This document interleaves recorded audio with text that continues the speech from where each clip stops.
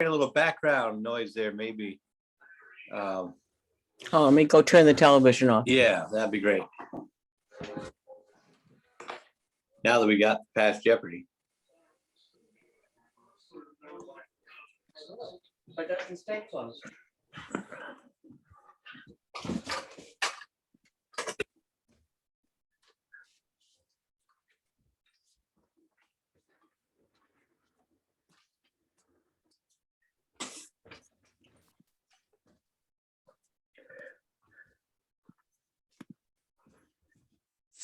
I hope that's better. That's perfect. Great. Thank you. Okay, I'll call the meeting to order. 7:30. Welcome, everyone. Marina, are you there? Marina's there. Good. Yeah. Hello, John. So first thing we have is approval of minutes of May 18th. I move we approve the minutes from May 18th. I second. Second. Okay, great.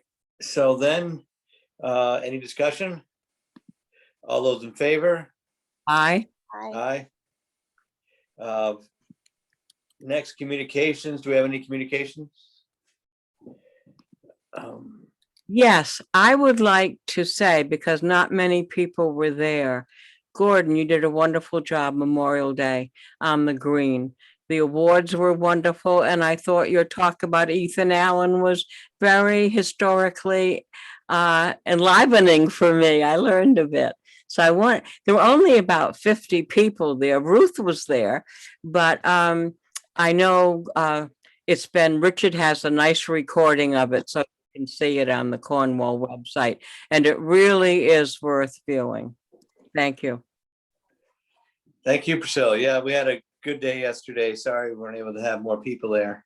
But yeah, for people that didn't know, Diane Beebe won the Citizen of the Year, and then I presented little awards to Diane, our EMD, Joyce, who's captain of the emergency medical service, and Heather, who does so much for our social service, and Jen Marco, who has been great with the vaccination program. So again, just a very small token of many people's appreciation.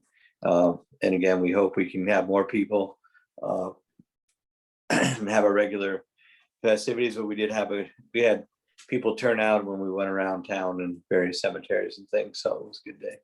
Thank you, Priscilla. Any other communications? Okay, digital agenda. I only have one, which is signing the rate bill, the tax rate bill. Are there any other additions? Nope. No. Okay. Is there a second to adding the tax bill? Second. Second. Okay. Yeah. Any discussion? All those in favor? Aye. Aye. Yeah, so let's get right into that. It make people happy at the beginning of the meeting. Just as it's a pro forma thing that the selectmen have to sign off on assigning the tax rate for the year. The Board of Finance actually sets the rate, but I guess we're in charge of checking their math to make sure they're set the right rate, I guess. But anyway, it's just a checks and balances thing. So we're very pleased to announce that the tax rate will stay at 17 or 16.7 mils. And here he is, John, with the video. Yeah, so several years in a row, we'll be able to keep it at that rate, and next year it will change because of revaluation. But again, I think most people appreciate not seeing their tax bills go up and being able to do more things. And again, the reason we're able to hold the tax rate down is because we do see some construction in town, increasing grand list, and also we underestimate our revenues, and we've collected some back taxes, which has given us reserves that we can apply towards keeping the taxes down. So again, thanks to the Board of Finance, everybody worked on the budget, and there's the bottom line. So I make a motion that we sign the tax rate bill at 16.70 mils. Is there a second? Second. Any discussion?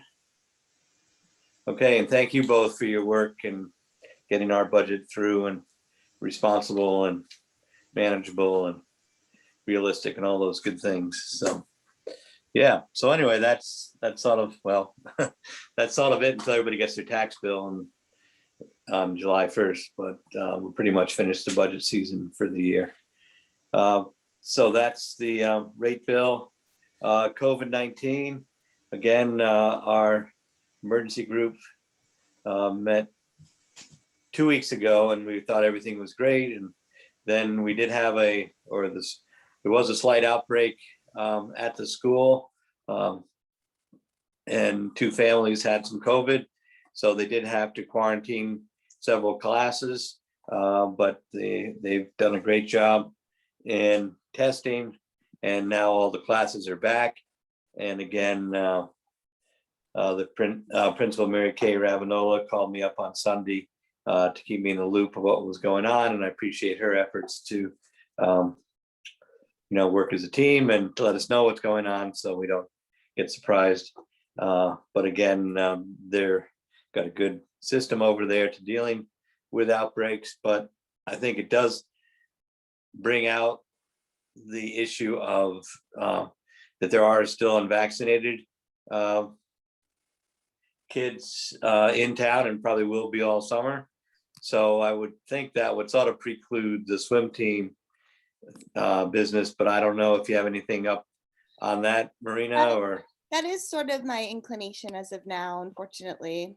It just, especially what just happened at the school, I think that we don't want to be a cesspool, no pun intended, for COVID. Or a spreader. Let's call ourselves a spreader. A spread. Yeah. So I think we know we can do the beach safely. I don't think we need to push it this summer.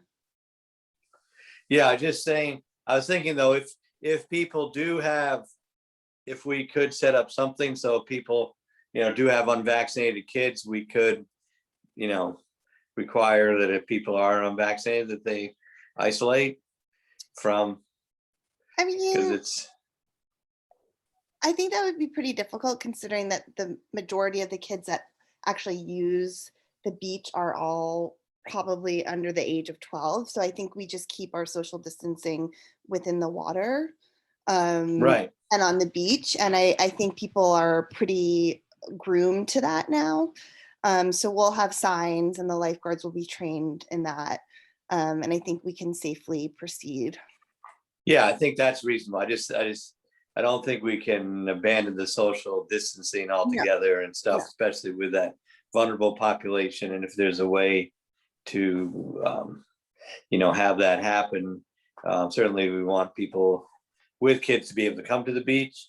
Certainly not the kids' fault that they don't have a vaccine. No, but on the other hand, we want to make sure, because there are people still vulnerable, that we set it up so that that all works.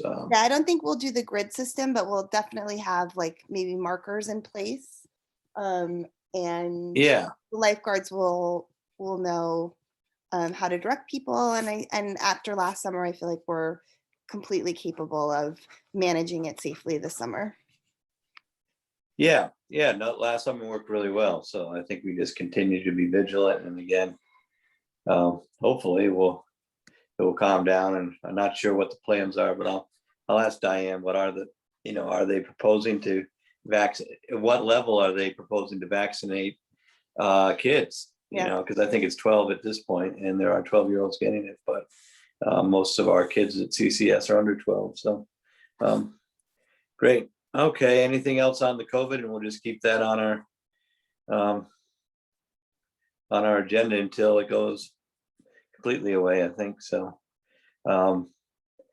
then Heather's working on the food and fuel fund and pantry. They have moved from the parish house to the day room, and we're going to talk about maybe some changes to the program, try to streamline things a bit.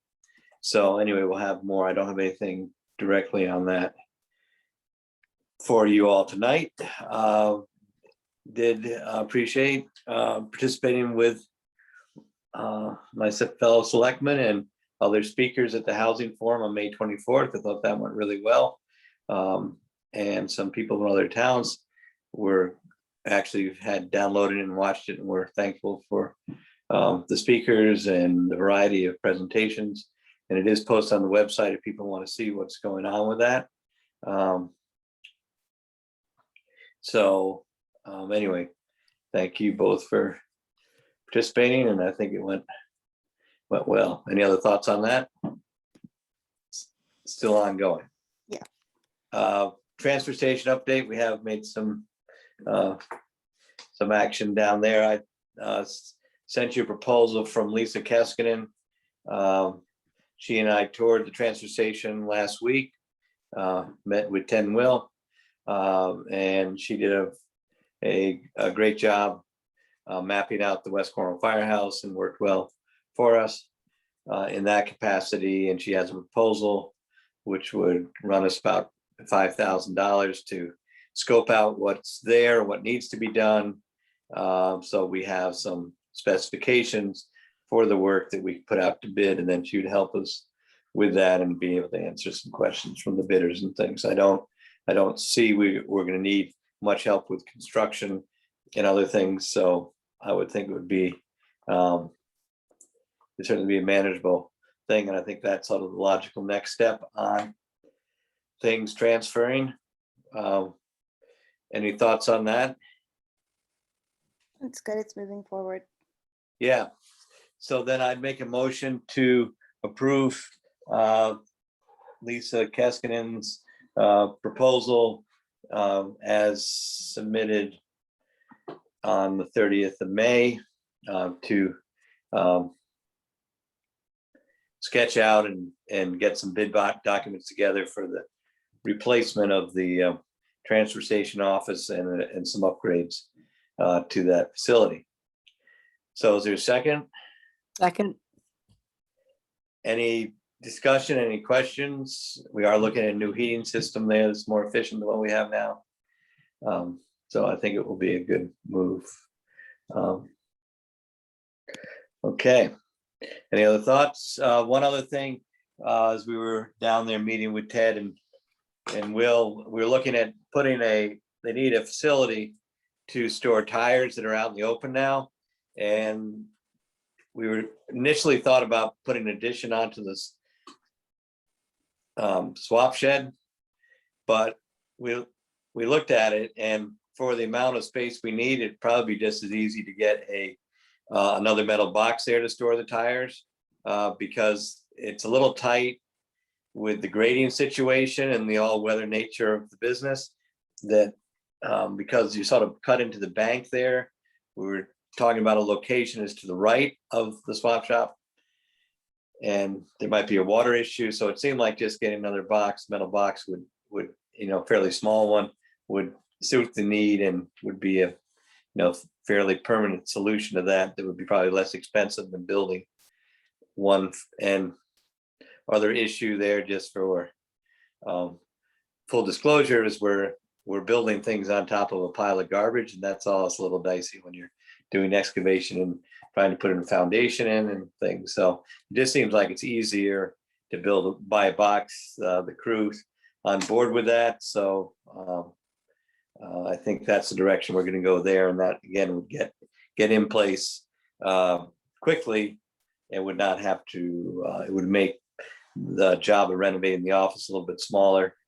And we'd be able to get this box in place fairly soon. So does that make sense to everybody? Yes. Yep. Okay, great. So let's see. Any comments? Do we have any? See Will Berry there. Any late breaking news from the transfer station, Will? No, we're just excited to get the box, and it is getting us OSHA compliance. That's a good thing. Okay, yeah. We can take the curtain or we can take the box. Today we're taking the box. We'll take the All box. right, Thank you. got it. All right, I think it's a practical suggestion that we can get in place. So, all right, thank you. let's see, COVID relief fund, good news. As part of the nation recovery effort, municipalities are getting money directly sent to them for COVID related expenses. And it's to the tune of $138,000, which is a large number. It can't be used as tax refunds or to trim the mill rate, but it can be used for COVID related expenses and reimbursements in some ways, which we don't have a huge amount. But one of the other things they thought of, which I think is really interesting, is to help nonprofit organizations that are important to the town. And some of them have not been able to do fundraising the way they normally do. I'm thinking of the library, I'm thinking the child center, and the child center would like to pave their parking lot because it is currently gravel. They lease the land from the town. They've got an estimate about $17,000. And I think that might be a good use for some of this money, as they are full to capacity. We have people, more young families in town. They're able to keep going during the pandemic, did a great job. So Jimmy's Vanek, he's going to come in with some paving specs. So I want to check this out a little further and maybe make a recommendation next meeting that we would pay for the paving down there at that place. And again, it will help them build up their reserves. But again, it's sort of like extra money at this point. So it seemed like this would fit those criteria. And again, we have other things that we can do with it, but right away, I'd like to get some things going. So that's a coming proposal for next time. And again, we'll give you more specifications and regulations, and that work probably wouldn't be getting going till August anyway. So that's what we have for COVID relief fund. So we'll begin working on some proposals for that.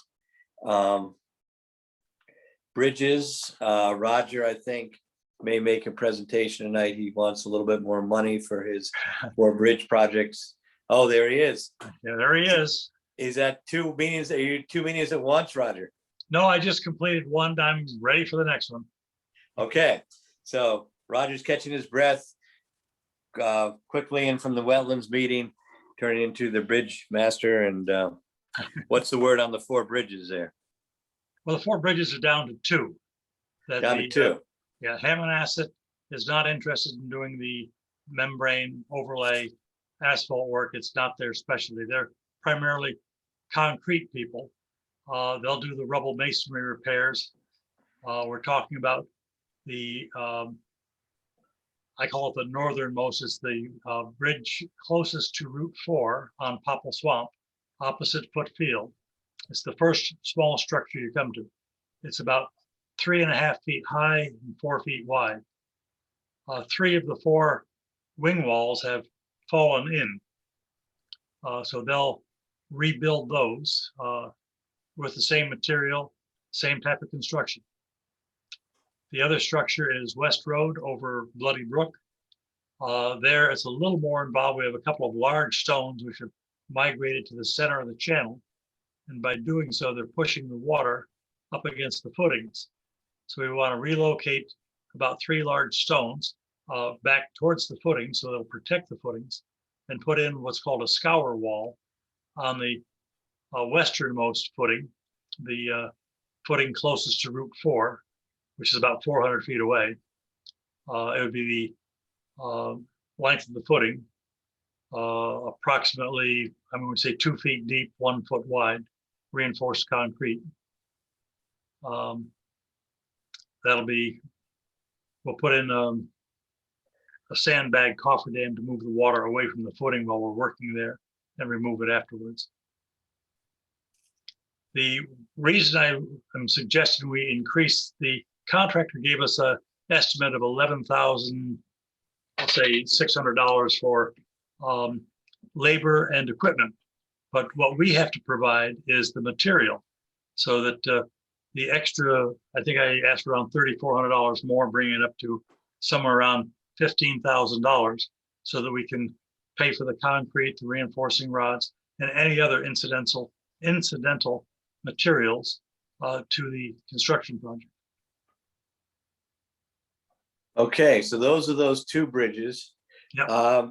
So I would make a motion that we increase the incidental amount to make a total rehabilitation budget for those two bridges to $15,000 on Roger's recommendation.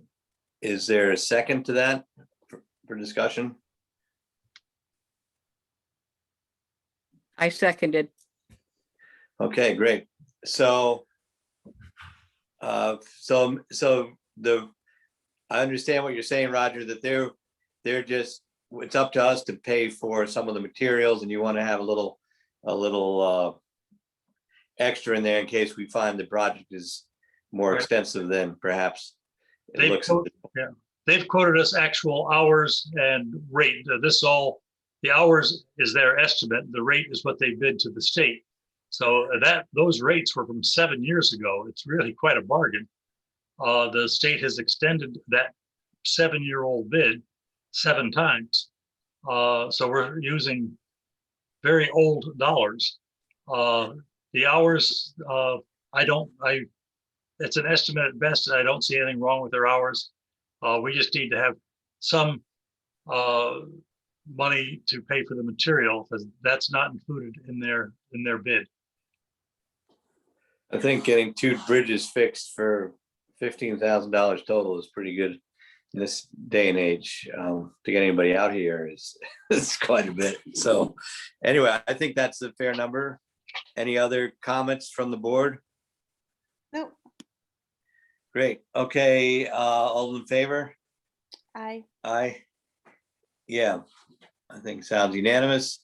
So the other two bridges on the membrane, Roger, are you going to try to get some bids on that from paving companies? I will look into it further. I'll talk to Jim Vannicky. I know the town has a upcoming asphalt work with Metcalf. They might have to find a subcontractor to do the membrane, but they certainly could do the asphalt work. Yeah, I think we're going out to bid. Well, I don't know. Anyway, talk to Jim. He knows. I'm not gonna. Okay. Yes, if you go to the source. Yeah, Okay, but we are doing asphalt work this summer. So, and again, as you've heard, we might do something to help the child center. So maybe we can make it a mixed bag when we go out to bid on those things. We hold those two. Good. All right, so that's good. So we'll get back on the other two bridges. The other thought I had on the Cogswell Bridge, someone did hit the upper beam rail there, and not significantly, not hugely, but they did slice it. So it's my thought at this time for the board, maybe take a look at removing the upper rail, and it's sort of like jagged at this point. So we got to do something to it. So I'd like the board to consider replacing it with a piece of galvanized steel, just a maybe 2 or 3 inch piece of tubing, similar to what we did on Smith Place several years ago. It puts a sort of a guardrail, handrail on top of the beam rail, and it's a little less, it's smaller than what's there now. And so again, I'd like the board to consider that option. And we can talk about it another time. It's not a big deal. I think you probably can do it with our town forces, and it's not a huge expense, but it might be a good move to make if that's what the board wants to do. Any thoughts on that? Yeah, I think that's a good idea. I think we should get input from those that are interested as well. Right. Okay. So that's our bridges at this point. Thank you very much, Roger. And next thing is cybersecurity. I've been working with Barbara on trying to work on our cybersecurity policy. We get our regular liability policy through KERMA. They've had a commercial insurance company insure municipalities for cyber. liabilities, whether they get hacked or get ransomware or malware, whatever you want to call it. And this, of course, has been an increasing area of wrongdoing, and increasingly profitable. And people are out there are saying that, it's just a matter of time before some of these towns get it. In fact, some towns have already gotten it. So we are doing a couple things I think will help. We're working with our IT person, Greg Dale, to inventory our computers and to see where they're looked, what networks they're linked into, what services we use. We're pretty we're pretty independent of some things, but there are obviously things like with voting, the registrars are hooked into a state system and they have their own set of security advisors that we're talking to. And then the whole property reevaluation, property cards are run by a service too. So we are not an island. We are connected two different places. We don't have a huge multi-server system. So it makes sense to me also, because I did talk to the Kerma people, and they said if we do have problems, this insurance will give us technical expertise to get us back and deal with whatever whatever problems we have. We have everything backed up currently to the best of our abilities. So we are taking some measures right now. We'll continue to take some measures to back everything up. But again, this is a quickly evolving field that a lot of towns, it's not their first level of expertise. So I would like some authorization what we're going to do is apply for a quote for next year. So if you can make a motion to authorize me to pursue that, I think that would be a good thing. Also move. It sounds like a very forward-thinking, thoughtful thing to do. Yeah, and again, there's not a lot of people in the cyber security insurance business. And they said in some larger exposures, they're not necessarily taking places on. So again, I think it behooves us at least to get an application in. We have to say, what is the nature of our business? What's the nature of our exposure? And then we hear whether we're eligible or whatever from this company, but we should hear back fairly quickly. So is there a second to that? I second. Yeah. Okay. Any more discussion? All those in favor? Aye. So highway negotiations, did talk to the union representative for the highway department. We have 3 members in the highway union, and they are confident that we will have a positive negotiation session, and there's not major issues with the highway union. So we have a tentative date to start a discussion on June 9th at 11 o'clock. So I will let you know how that goes. And again, the standard practice on that is we negotiate something and then we do this it's like an executive session, but it's called a non-meeting for reasons of state labor law.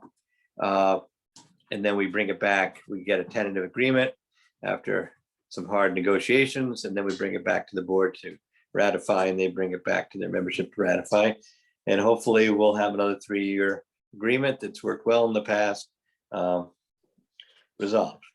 So anyway, just be prepared for all that before our next meeting. And that's optional. I can do it myself if you folks want to join in on it. It's an interesting process. You're more than welcome, but it's not obligatory. I'll do my best to get a good deal for the town. Okay, so anything else on highway unions? All set. So then I think we're good except for public comment. So we're at public comment. John, are you there at the controls? Yep, Joanne, see your hand up. Yes, thank you, John. Gordon, I was wondering, I hadn't seen any notice since the failed Zoom P and Z meeting. And I wondered if you had heard anything from your Zoom administrator on what happened during that Zoom meeting so that we can not have that happen again. And I also wondered if perhaps the board could bring a little pressure to bear on P and Z. All other committees seem to get their agendas and material out much earlier than the state minimum of 24 hours. And it's hard to prepare adequate questions and thoughtful input for P and Z when we only get the stuff 24 hours in advance. So I was hoping you could address both of those issues. I know you don't answer questions necessarily, but I hoped you would address those. But I did have some others. I wondered what the status is on hiring the person for the food bank assistant. Is that a job that's going to be posted or is it already been filled? And I was wondering whether, do you see any possibility of the swap shop being reopened at the dump? Excuse me, at the transfer station. And then at a recent meeting, the Board of Selectmen voted to give $1,000 to a non-town related charity, the MS Run. And I wondered if the Board of Selectmen have a written policy on how to apply for funds for non-town related nonprofits. I would like to know what that is. And finally, when you talked about the COVID relief funds, I would ask the Board of Selectmen to consider some possible support for the Calhoun Cemetery, which is down near HVA. It's a small, very historic cemetery that doesn't have the large funding of some of the other cemeteries in town. And yet we have Black soldiers who were buried there, historically important, who served in early in the Revolutionary War. And there are also the aide-de-camp to one of George Washington's aide-de-camps is buried there. And I think it's a place that brings people to town who are interested in tracing family history and things. And the traffic along Route 7 has gotten heavier over the years and has really wreaked havoc with the old monuments in the cemetery, which are, abutting Route 7. That's where the oldest ones are. And we have a great many of them are down. And we would really appreciate some support if some of those funds could possibly be used to support Calhoun Cemetery. Thank you. Okay, thank you. So can't remember all those questions, but Zoom, yeah, we had a problem with the Zoom. John, did we get any resolution on that out of Zoom? We just think it was a misfire on their behalf, perhaps. I mean, in fact, I'm glad we're here tonight. Seems like whatever bugs we had, we did notice that perhaps some of the numbers were 10-digit instead of 11-digit numbers, but I don't think we really got anything conclusive on that. Did we, John? Not yet. Something went wrong. No one was able to get into the meeting. So the one thing we're going to do this time is test the link ahead of time to make sure it works. Yeah. So I believe the P&Z's reset their meeting for Thursday night, 7 o'clock, and those that information will be going out to people if it already hasn't. I think historically they haven't put their agendas out as early as some other boards, and but I think they do a good job trying to get where they want to be. I think part of it too is because I know sometimes people come in with the last minute with an application, so they leave the agenda open until later so they can get all the materials and get things on the agenda. I think that's the thing, but I don't want to speak for them. What else do we have? Oh, food pantry. I don't think Heather's filled that. I think she's got some local volunteers that are that are eligible and may seek to fill that. I think they're concentrating at this point in getting things revamped at the day room, and we'll probably get something in the next couple of weeks, a recommendation from Heather. Again, I think she has several people she's talked to about this and have experience working in our facility, and I'm confident that that's a good process to use as opposed to posting and getting people from other towns. I think we did get an application from somebody else from the other towns, maybe did get posted, but I think we have multiple people that Heather is interviewing for that position. So I think that's most of the questions. Any responses from the board on any other questions? Any other comments from the public? I did have the question about what the board's policy is on contributions to non-town related nonprofits. Is there a policy you have? I don't think there's a written policy on the deposits. But I'll have to check with Barbara. I think there is some stipulations that they have to be approved by the board. But so I'll dig out what the policy is, but also in that particular case, I mean, the fact that someone from town raises money for MS, I view that as a town activity because there are people in town that are suffering from that disease. So I don't, I think that's absolutely legitimate and good use of that money. So any other comments from the board? I'd be interested in what the board thinks about the possibility of support for the Calhoun Cemetery. I think we're always open to requests if, if there's some sort of formal request, we will review. Okay, thank you, Marina. I will do that. Okay. Okay, any other public comments? Any What hard about the questions from the swap press? The swap shop, Gordon? Oh, the swap shop. I did talk to Ted about that, and he feels that they can be pretty swamped down there at this point. So he wanted to get people pretty much still in and out of there pretty quickly. We've got more people using it, and it's pretty much never a dull moment down there. So I'm leaving that up to our frontline people to decide when that aspect will open up again. Thank you. You're welcome. And again, they're busy, but we're trying to, and again, we've got to tear the place apart a bit this summer. So, I think he was looking at maybe the fall if things slow down a little bit and we get the new digs in, then maybe we'll have a big, little reopening. But again, trying to keep people moving through. And again, still having COVID outbreaks in town is not what we're not really where we want to be yet. So, any other public comments, questions? Good. Okay. Well, thank you all for coming. And thank you, John. Thank you. Keeping us zooming, and see you all soon. Take care. Bye-bye. Bye-bye.